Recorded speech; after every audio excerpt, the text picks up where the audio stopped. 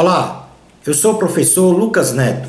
Sejam bem-vindos a mais um programa Escola Bíblica no seu lar.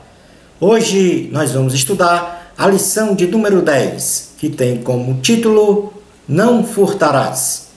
Dentro deste tema, nós vamos falar sobre 4 assuntos. E o primeiro deles será o 8º mandamento. Em segundo lugar, vamos falar sobre a legislação mosaica sobre o furto. Em terceiro lugar, vamos falar sobre a legislação mosaica sobre danos materiais. Fechando a nossa aula, falaremos sobre o trabalho. Vamos então dar início à nossa aula de hoje. Item número 1, o 8º mandamento.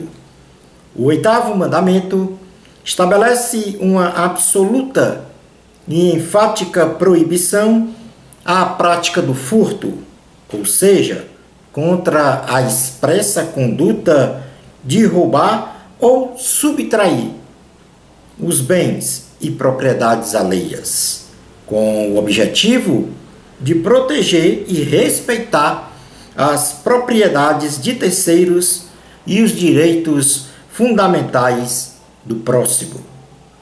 Êxodo capítulo 20, versículo 15, diz a palavra: não furtarás. Vale salientar que não discutiremos nesta lição o furto de ordem espiritual, que perpassa pelo roubo da confiança, dos direitos, da moralidade, da fé do próximo e tantos outros fatores, pois não faz parte do escopo da lição ora estudada. Vamos conceituar o que seja furto e roubo. O furto se caracteriza quando um ladrão toma de uma pessoa objeto de sua propriedade sem o contato direto com esta pessoa e sem uso da violência física ou psicológica. Já o roubo se caracteriza quando um ladrão toma de uma pessoa objeto de sua propriedade, com contato direto com esta pessoa e com o uso da violência física ou psicológica. Vamos, neste momento, estabelecer um estudo sobre a visão bíblica com relação ao furto e ao roubo.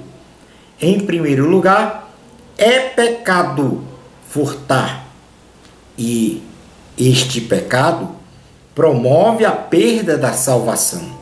Ou seja, o ladrão não herdará o reino de Deus. Vamos fazer uma leitura na primeira carta aos Coríntios, capítulo de número 6, versículos 9 a 10. Assim diz a palavra do Senhor. Primeira carta aos Coríntios, capítulo 6, versículo 9 a 10. Ou não sabeis que os injustos não herdarão o reino de Deus?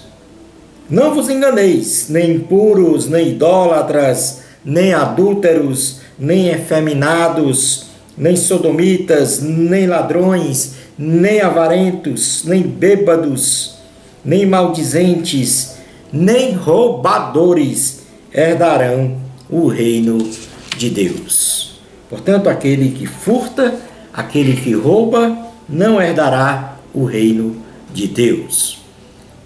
Em segundo lugar, o ato de roubar enlameia a reputação e o caráter moral de um homem. Vamos fazer uma leitura no Evangelho de Jesus Cristo, segundo escreveu Mateus, em seu capítulo 15, versículo 18 a 20. Mateus, capítulo 15, versículo 18 a 20. Diz assim a palavra do Senhor. Mateus, capítulo 15, versículo 18 a 20. Mas o que sai da boca vem do coração, e é isso que contamina o homem. Porque do coração do homem procedem maus desígnios, homicídios, adultérios, prostituição, furtos, falsos testemunhos, blasfêmias. São estas coisas que contaminam o homem, mas o comer sem lavar as mãos não o contamina. Portanto, o furto, o ato de roubar, enlameia a reputação e o caráter moral de um homem. Em terceiro lugar, sobre a visão bíblica com relação ao furto e o roubo, a ação de roubar diante dos olhos do Senhor Jesus é abominação. Isto é, Jesus detesta, fica indignado e tem repugnância a este ato de covardia. É o que nós podemos ler em Jeremias, capítulo de número 7, versículos 8 a 10. Jeremias, capítulo 7, versículos 8 a 10. Diz assim a palavra do Senhor. Jeremias 7, 8, 9 a 10. Eis que vós confiais em palavras falsas, que para nada vos aproveita. O que é isso? Furtais e matais, cometeis adultério, e jurais falsamente, queimais incenso a Baal, e andades após outros deuses, que não conheceis, e depois vindes, e vos pondes diante de mim nesta casa, que se chama pelo meu nome, e dizeis, estamos salvos, sim, só para continuardes a praticar estas abominações. Portanto, uma caracterização de que o roubo é abominável diante dos olhos do Senhor. E por último, sobre a visão bíblica quanto ao furto e ao roubo, o roubo é injustificável e por isso não se deve furtar, e sim trabalhar para ter o seu sustento e até mesmo ajudar aos necessitados. Carta aos Efésios, capítulo de número 4, versículo 28, diz assim a palavra do Senhor. Efésios, capítulo de número 4, versículo 28, diz assim a palavra do Senhor. Aquele que furtava, não furte mais, antes trabalhe, fazendo com as próprias mãos o que é bom, para que tenha com que acudir ao necessitado. Portanto, aí está a visão bíblica sobre o furto e o roubo. É pecado e promove a perda da salvação. Em segundo lugar, enlameia a reputação e o caráter moral de um homem. Em terceiro lugar, é abominável diante do Senhor. E em quarto lugar, nós devemos trabalhar para o nosso sustento e para ajudar aos necessitados. Vamos agora então para o item número 2 da lição, que fala sobre a legislação mosaica sobre furto. O Antigo Testamento, ele faz alusão às ameaças ao patrimônio pessoal e ao indivíduo como pessoa, onde nós podemos mencionar, dentre elas, das coisas furtadas, o dano às propriedades e o mau uso dos bens materiais pertencentes a outrem. Vejamos agora, neste momento, alguns pontos importantes sobre este assunto, neste contexto histórico.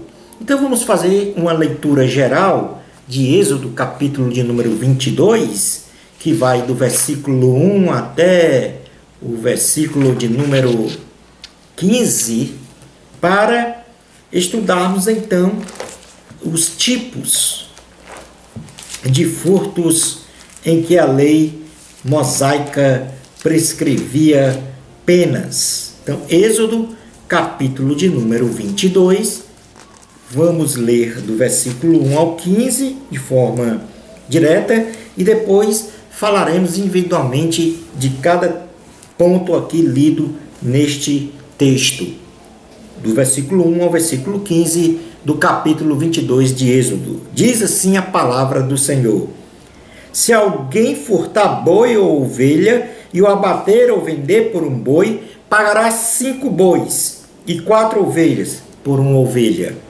Se um ladrão for achado arrombando uma casa e sendo ferido morrer, quem o feriu não será culpado do sangue. Se porém já havia sol quando tal se deu, quem o feriu será culpado do sangue. Neste caso, o ladrão fará restituição total. Se não tiver com que pagar, será vendido por seu furto. Se aquilo que roubou for achado vivo em seu poder, seja boi, jumento ou ovelha, pagará o dobro. Se alguém fizer pastar o seu animal num campo ou numa vinha e o largar para comer em campo de outrem, pagará com o melhor do seu próprio campo e o melhor da sua própria vinha. Se romper fogo e pegar nos espieiros e destruir as medas de cereais, ou a messe, ou o campo, aquele que acendeu o fogo, pagará totalmente o queimado. Se alguém der ao seu próximo dinheiro ou objetos a guardar, e isso for furtado, aquele que o recebeu, se for achado ladrão, este pagará o dobro. Se o ladrão não for achado, então o dono da casa será levado perante os juízes a ver se não meteu a mão nos bens do próximo. Em todo negócio frauduloso, seja a respeito de boi ou de jumento ou de ovelhas, ou de roupas, ou de qualquer coisa perdida, de que uma das partes diz: esta é a causa de ambas as partes, se levará perante os juízes. Aquele a quem os juízes condenarem, pagarão o dobro ao seu próximo. Se alguém der ao seu próximo a guardar jumento, ou boi, ou ovelha, ou outro animal qualquer, e este morrer, ou ficar aleijado, ou for afugentado, sem que ninguém o veja, então haverá juramento do Senhor entre ambos, de que não meteu a mão nos bens do seu próximo. O dono aceitará o juramento e o outro não fará restituição. Porém, se de fato lhe for furtado, pagá-lo-á ao seu dono. Se for dilacerado, trá-lo-á em testemunho disso e não pagará o dilacerado. Se alguém pedir emprestado ao seu próximo um animal e este ficar aleijado ou morrer, não estando presente o dono, pagá-lo-á. Se o dono esteve presente, não o pagará. Se foi alugado, o preço do aluguel será o pagamento. Portanto, aqui nós temos diversas leis acerca da propriedade na legislação mosaica. Vamos agora, então, estabelecer a individualidade de cada prática com a respectiva penalidade. Em primeiro lugar, sobre o furto: furtar boi ou ovelha e abater ou vender. Por um boi, o ladrão pagaria 5 bois, e por uma ovelha pagava 4 ovelhas. Em segundo lugar, no caso de furtos relacionados a arrombamento de casas e roubo de objetos, se o ladrão fosse ferido ou morto durante a noite, o proprietário da casa não seria culpado pelo sangue do ladrão. Se o ladrão fosse ferido durante o dia, o proprietário da casa seria culpado pelo sangue do ladrão. O roubador faria a restituição total dos bens roubados.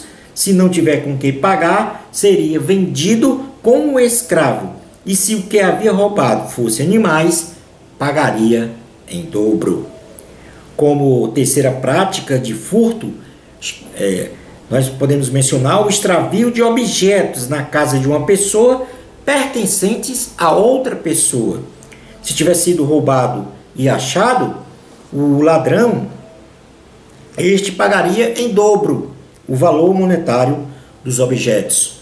Se o ladrão não for achado, o dono da casa seria levado em juízo para provar sua inocência. Como quarto tipo de furto, nós temos a fraude em negócios comerciais. As partes, então, eram levadas em juízo e o culpado pela fraude, se condenado, pagava o dobro do valor do negócio à outra parte.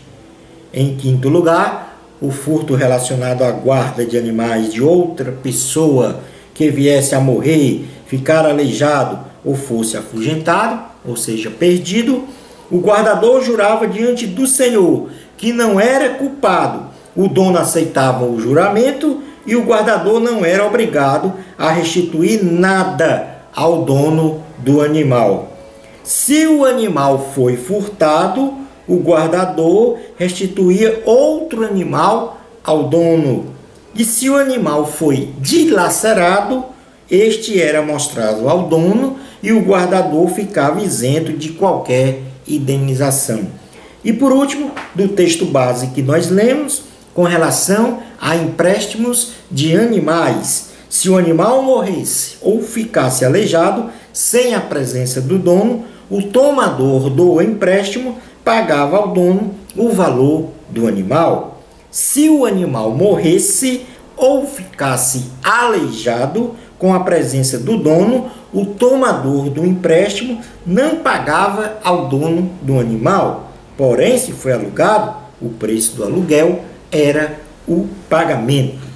Passando ao item número 3, da legislação mosaica sobre os danos materiais, se um animal fosse solto e este animal se alimentasse no pasto do vizinho, o dono do animal pagava com o melhor do seu campo ou o melhor de sua vinha. Se houvessem queimadas com danos à plantação de outra pessoa, queimadas de terrenos, então, se houver destruição da plantação, o causador da queimada pagava o valor total do que foi queimado. Portanto, estes são os pontos previstos com relação a furtos e danos materiais na lei mosaica, especificamente no livro de Êxodo, em seu capítulo 22, do versículos 1 ao 15. Isto de forma resumida. Agora, um ponto importante nesta legislação e que nós devemos observar é que nas três vertentes, que são, por exemplo, das coisas furtadas, quando se falava das coisas furtadas, ou dos danos ao patrimônio, ou então ao mau uso dos bens materiais de terceiros, o princípio básico de punição era a restituição dos bens. Ou seja, o ladrão restituía o que roubou, e em muitos casos, até muito mais do que havia roubado. Se este princípio divino fosse aplicado ao nosso ordenamento jurídico, certamente nós teríamos muito menos candidatos a serem ladrões. Vamos agora para o item número 4, que fala sobre trabalho. E antes de a gente falar sobre a questão do trabalho em termos gerais, nós queremos aqui passar uma visão bíblica do que é prosperidade. Nós podemos dizer que nem a teologia da prosperidade, que coloca o bem material no lugar de Cristo, e nem a teologia da miséria, que condiciona a escassez das posses materiais para uma vida espiritual plena, e sim a prosperidade verdadeiramente bíblica. Muitas vezes, os homens acham que devem se desfazer, devem ser pobres, materialmente falando, para ter uma vida espiritual plena. E isso não é verdade na visão bíblica. Então, nem a teologia da prosperidade, que troca Cristo por bens materiais, e nem a teologia da miséria, que que propaga que a escassez das posses materiais efetivamente nos dá uma vida espiritual plena, o que não é verdade, mas sim a prosperidade verdadeiramente bíblica, onde o homem deve ter uma vida equilibrada, discernindo o que é espiritual e o que é material, sem tirar o foco da salvação em Cristo Jesus. Este é a principal bênção do Senhor para os homens. E assim, sendo abençoado com saúde, que considero como a segunda maior bênção do Senhor para os homens, saúde. E em terceiro lugar, as provisões que nós necessitamos. E a base bíblica para este ponto aqui agora delineado está na terceira carta de João, do versículo 1 ao 4, porque a terceira carta de João não tem capítulo, tem versículos. Então, na terceira carta de João, do versículo 1 ao 4, diz assim: o presbítero, aliás, terceira carta, o presbítero ao amado Gaio, a quem eu amo na verdade. Amado, acima de tudo, faço votos por tua prosperidade e saúde, assim como é próspera a tua alma. Pois fiquei sobremodo alegre pela vinda de irmãos e pelo seu testemunho da tua verdade. Como tu andas na verdade, não tenho maior alegria do que esta, a de ouvir que meus filhos andam na verdade.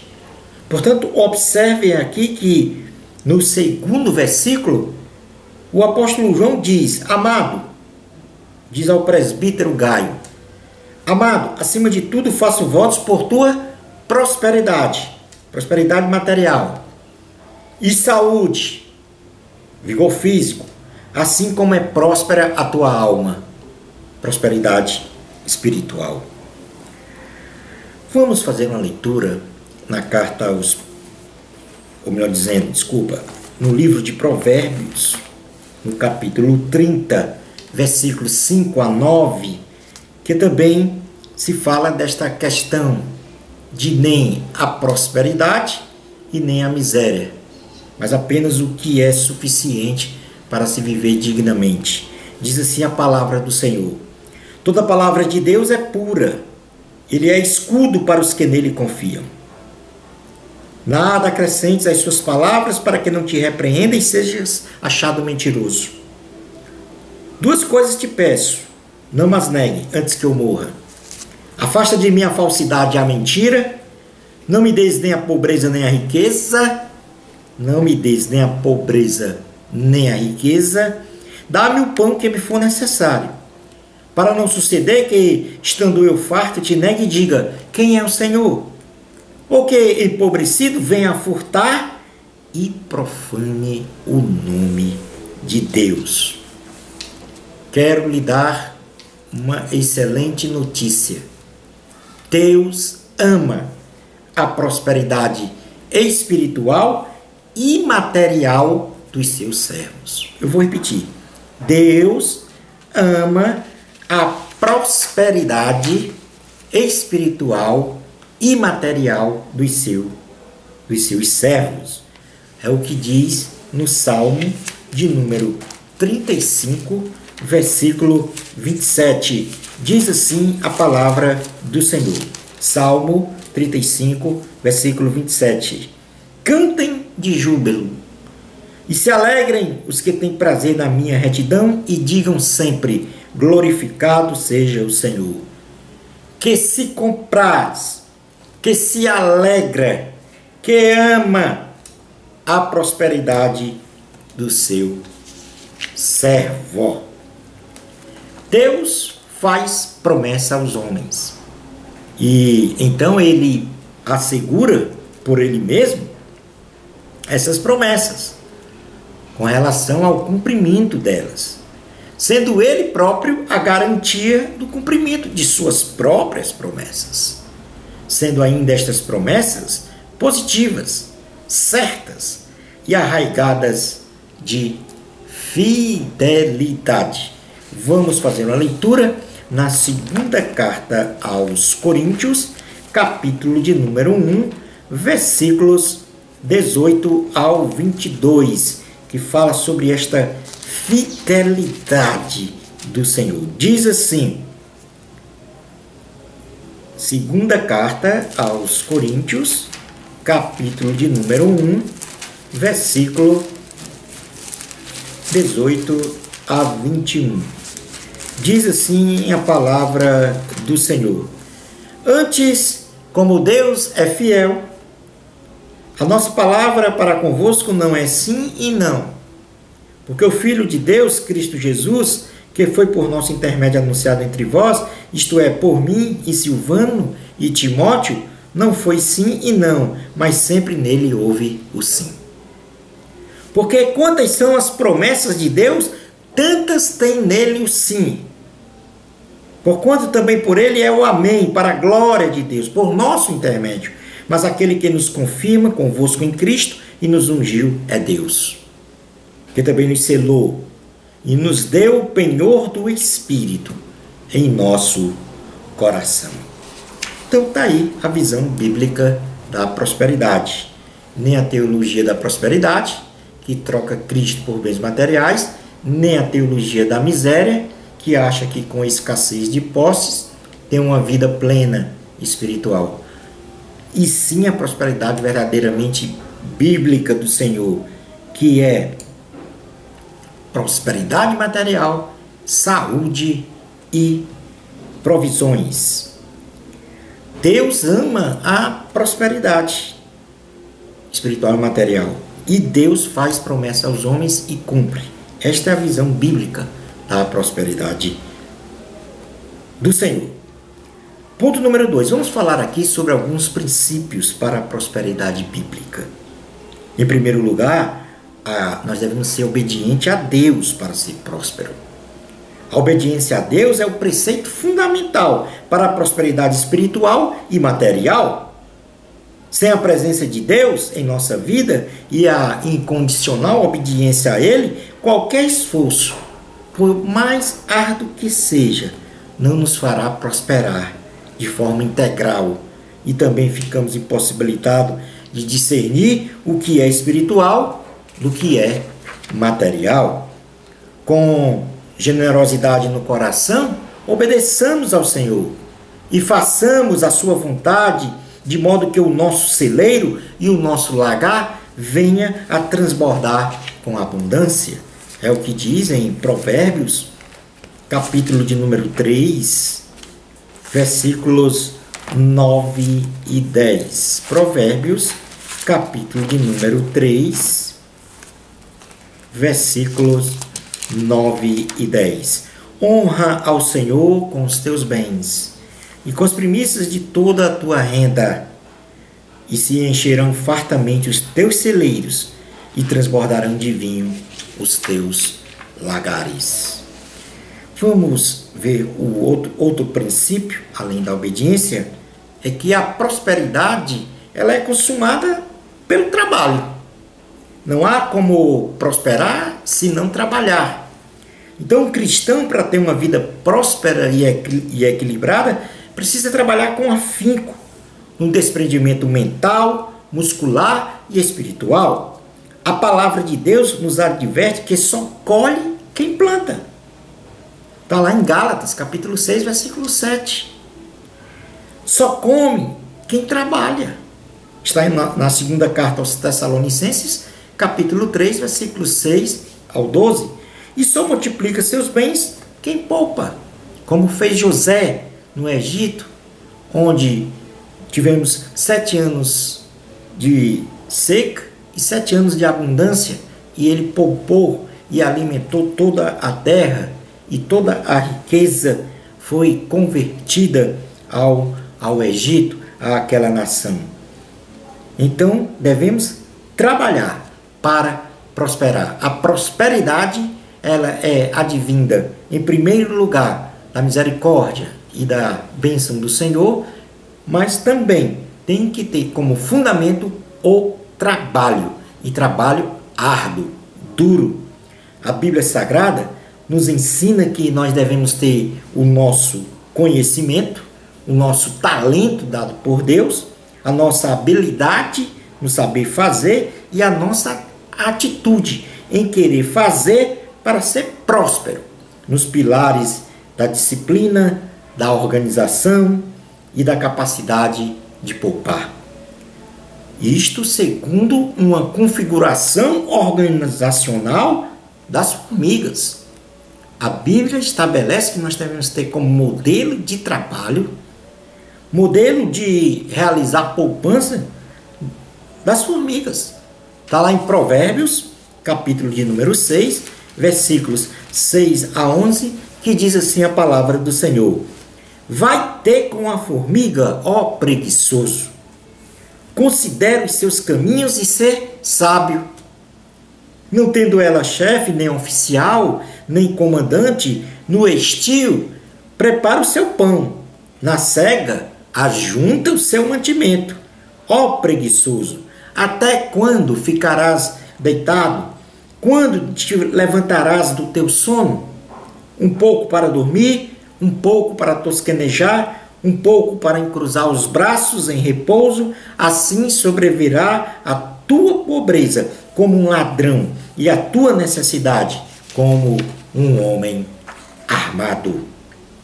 No reino de Deus não há espaço nem lugar para o preguiçoso, que dorme em berço esplêndido, esperando ser engolido por um leão, vendo a sua pobreza material se consolidar e a sua vida espiritual se apagar conforme as cinzas de um carvão que se queimou. É o que diz em Provérbios, capítulo 22, versículo 3. O prudente vê o mal e esconde-se. Provérbios 22, 13. Desculpa, 22, Provérbios 22, 13. Diz o preguiçoso: um leão está lá fora, serei morto no meio das ruas. Então, quem tem medo de arregaçar as mangas e ir trabalhar para prosperar, será engolido pelo leão que está nas ruas. O preguiçoso, ele não gosta de trabalhar, e se não trabalhar, não prospera na dimensão material e muito menos espiritual, mesmo porque há uma interface entre trabalho e espiritualidade.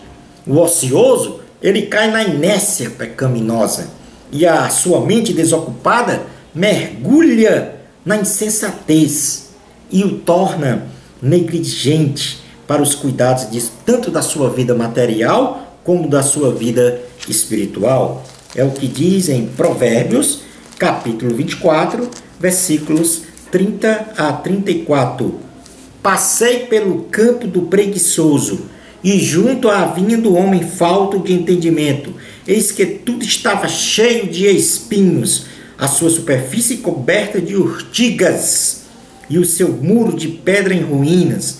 Tendo visto, considerei, vi e recebi a instrução, um pouco para dormir, um pouco para tosquenejar, um pouco para encruzar os braços em repouso. Assim sobrevirá a tua pobreza como um ladrão e a tua necessidade como um homem armado. Vamos falar neste momento então agora sobre uma relação entre trabalho, prosperidade e espiritualidade. O homem, ele é um ser espiritual e também material, e assim ele vive nestas duas dimensões, interagindo de forma permanente.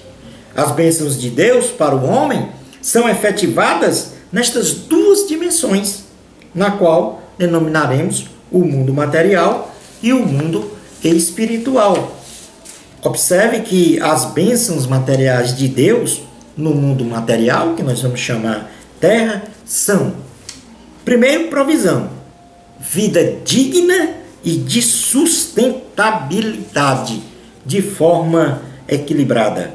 Vamos fazer uma leitura no livro de Eclesiastes, em seu capítulo de número 5, aqui a partir do versículo 18, que diz assim: eis o que eu vi, Boa e bela coisa é comer e beber e gozar cada um do bem de todo o seu trabalho, com que se afadigou debaixo do sol, durante os poucos dias da vida que Deus lhe deu, porque esta é a sua porção. Portanto, o pregador aqui, o grande sábio Salomão, diz que boa e bela coisa é o homem comer e beber e gozar cada um do bem do seu trabalho. Isto porque os dias na terra são poucos, mas esta é a porção que Deus dá. Então, provisão é a primeira bênção material de Deus no mundo material terra. Em segundo lugar, proteção. Deus guarda e protege os seus servos contra as ciladas malignas do inimigo. Salmo de número 121 diz assim a palavra do Senhor. Salmo 121. Eleva os olhos para os montes. De onde me virá o socorro? O meu socorro vem do Senhor, que fez o céu e a terra. Ele não permitirá que os teus pés vacilem. Não dormitará aquele que te guarda. É certo que não dormita nem dorme o guarda de Israel. O Senhor é quem te guarda. O Senhor é a tua sombra à tua direita. De dia não te molestará o sol, nem de noite a lua. O Senhor te guardará de todo mal, guardará a tua alma. O Senhor guardará a tua saída e a tua entrada, desde agora e para sempre. Em terceiro lugar, o Senhor abençoa materialmente os seus servos. Aqui no mundo material terra, com vida feliz, felicidade na família e no lar, é o que diz o Salmo de número 128. Bem-aventurado aquele que teme ao Senhor e anda nos seus caminhos. Do trabalho de tuas mãos comerás, feliz serás e tudo te irá bem. Tua esposa no interior da tua casa será como a videira frutífera, teus filhos como rebentos da oliveira à roda da tua mesa. Eis como será abençoado o homem que teme ao Senhor. O Senhor te abençoe desde Sião, para que vejas a prosperidade de Jerusalém durante os dias de tua vida. Veja os filhos de teus filhos. Paz sobre Israel.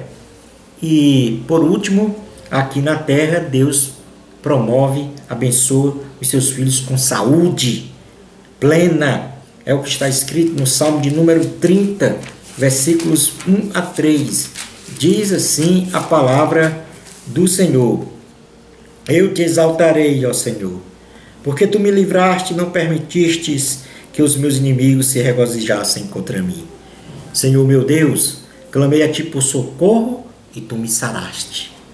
Senhor, da cova fizeste subir a minha alma, preservaste-me a vida para que não descesse à sepultura.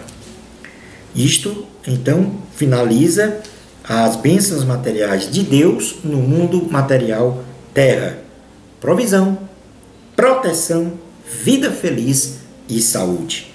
Vamos passar a ver agora as bênçãos espirituais de Deus no mundo material terra.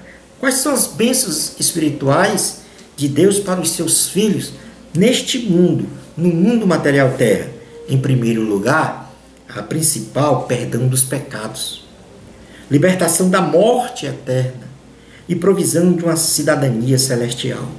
Foi aqui na terra que Jesus foi crucificado, morreu pela humanidade, derramou o seu sangue e no terceiro dia ressuscitou e permitiu então uma reconciliação de Deus, dos homens com Deus. Perdão dos pecados, uma bênção dada aqui na terra. Efésios, capítulo de número 2, diz assim a palavra do Senhor. Carta aos Efésios. A carta aos Efésios está depois da carta aos Gálatas. Então, Efésios, capítulo de número 2, versículos 1 a 10, diz assim a palavra do Senhor.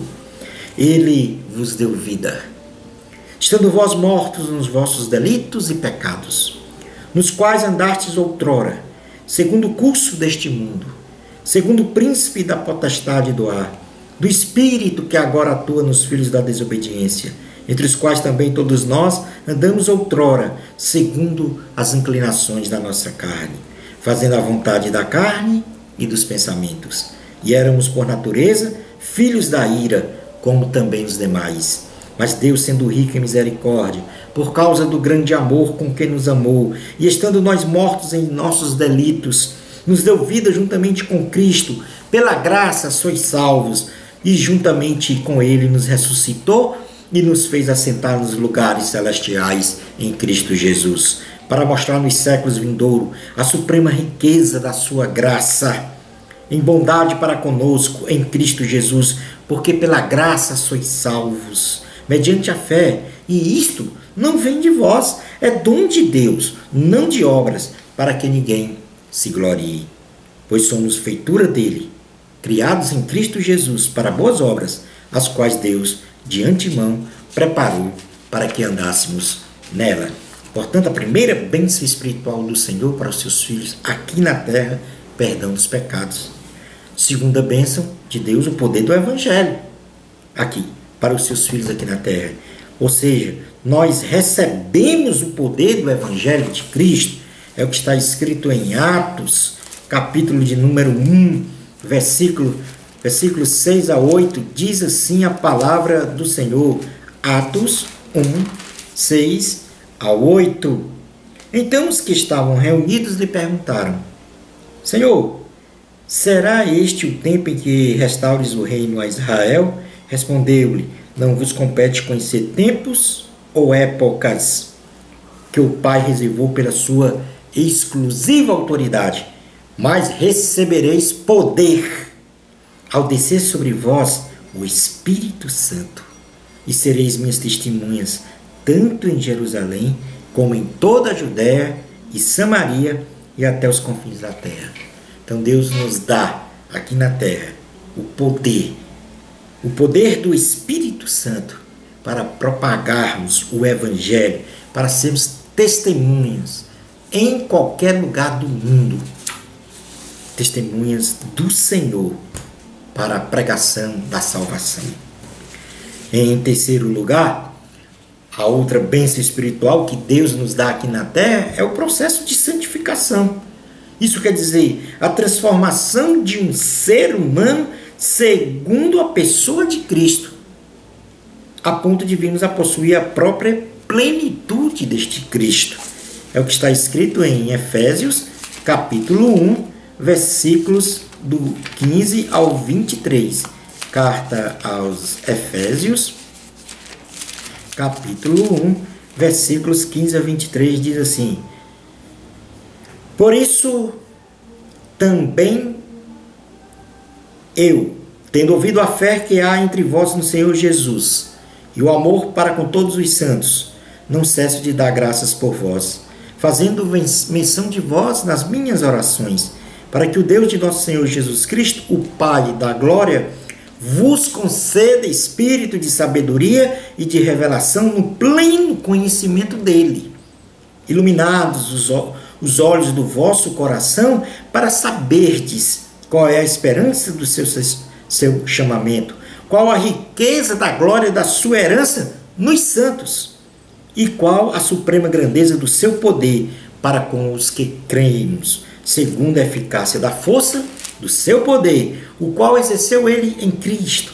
ressuscitando dentre os mortos e fazendo sentar à sua direita nos lugares celestiais, acima de todo principado e potestade e poder e domínio e de todo nome que se possa referir, não só no presente século, mas também no vindouro, e pôs todas as coisas debaixo dos pés, e para ser o cabeça sobre todas as coisas o deu à igreja, o qual é o seu corpo, a plenitude daquele que a tudo enche em todas as coisas. E finalmente, nós vamos agora fazer o encerramento da aula falando sobre as bênçãos de Deus no mundo espiritual, ou seja, lá no céu. Então, as bênçãos espirituais de Deus no mundo material aqui na terra são perdão dos pecados, poder do Evangelho e santificação, separação do pecado, ser igual a Cristo, ter o caráter de Cristo. Agora vamos ver quais são as bênçãos eternas, permanentes de Deus no mundo espiritual, no céu. Vida eterna. Deus, sem nós merecermos, nos deu gratuitamente a vida eterna. Um dia assumiremos um corpo glorificado para vivermos eternamente com Jesus. João, capítulo de número 5, versículos 24 a 29, diz assim a palavra do Senhor. João, capítulo 5, versículo 24 a 29. Em verdade vos digo, quem ouve a minha palavra e que naquele que me enviou, tem a vida eterna. Não entra em juízo, mas passou da morte para a vida. Em verdade vos digo, que vem a hora e já chegou, em que os mortos ouvirão a voz do Filho de Deus, e os que ouvirem viverão. Porque assim como o Pai tem vida em si mesmo, também concedeu ao Filho ter vida em si mesmo. E lhe deu autoridade para julgar, porque é Filho do homem. Não vos maravilheis disto, porque vem a hora em que todos os que se acham nos túmulos ouvirão a voz do Senhor e sairão. Os que tiverem feito bem, para a ressurreição da vida, e os que tiverem praticado o mal, para a ressurreição do juízo. E a segunda bênção de Deus, permanente, eterna no mundo espiritual, que é o céu, onde nós vamos viver, é a prosperidade plena, abundante. Vida plena e abundante no céu. Lá não haverá lágrimas. Lá nós só teremos o amor. Lá nós não teremos o pecado.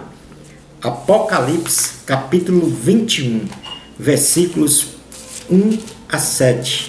Diz assim a palavra do Senhor. Vi novo céu e nova terra.